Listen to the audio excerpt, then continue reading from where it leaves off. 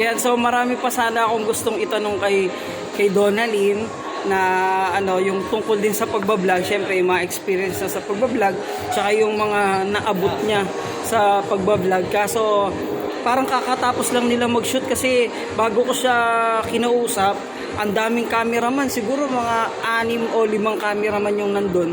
Tapos meron siya mga assistant, ang dami, siguro mga yung cameraman mga 6 siguro, tapos yung mga kasama niya siguro mga 4 din. So siguro mga 10 yung kasama niya sa pag-shoot kanina. Siguro malamang mga beauty products to kasi meron siya ka-meeting kanina na parang boss din na babae. So siguro beauty product yung yung nag-shoot si Donalyn. Siyempre bagay din, maganda naman si Miss Donalyn. Ayan, so yun, sana makapag-collab kami nito na talagang yung sayawan, yung ganun, di ba? Si Donalyn, mabait naman talaga yan.